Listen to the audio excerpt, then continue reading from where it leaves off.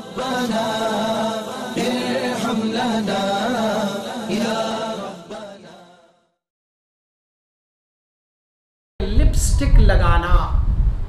क्या जायज़ है या नाजायज़ है? जी बिल्कुल, ख़वातीन के लिए ये ज़ीनत का काम है और ज़ीनत के लिए लिपस्टिक को लगाने चाहिए, लेकिन ये ख़्याल रहे कि लिपस्टिक वो ना हो जिसमें से आपकी जिस्म में, आपके होंठों में पानी की पहुंचाने को मना कर रहे हो, यानी वो तह ना बना रहा हो। अगर तह बनाता हो तो फिर आप वज़ू से पहले उसको रिमूव कर लें और फिर वज़ू करके आप लगाएं। लेकिन ये भी याद रखें कि लिपस्टिक और ज़ीनत की जो भी चीज़ें हैं वो आप अपनी शौहर के लिए कर सकते हैं, गैर के लिए आप लिपस्टिक नहीं लगा सकती। हाँ,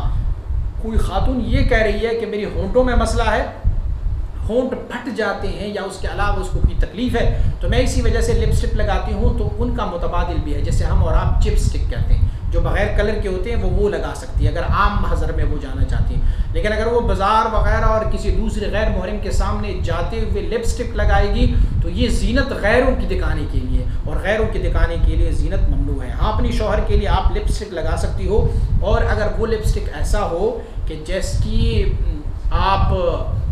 पानी आपकी जिस्म को मना कर रहे हो, यानी अगर वो तह बना रही हो, तो फिर अगर आप वज़ू करेंगी तो आप उससे रिमूव करके वज़ू करेंगी। लेकिन अगर लिपस्टिक ऐसे हो कि पानी को तह तक, जिल्द तक पहुंचाने को रोकती नहीं है, तो फिर वो जायज़ है, आप लगा सकती हो। और नहायत ही बेहतरीन नेमुल बदल जो है वो दातन है, जिसको दंदासा भी कहते हैं और दातन भी कहते हैं, तो उससे दांत भी साफ़ हो जाते हैं और होंठों की वो रौनक भी बहाल हो जाती है। वो लिपस्टिक का भी मुतबादिल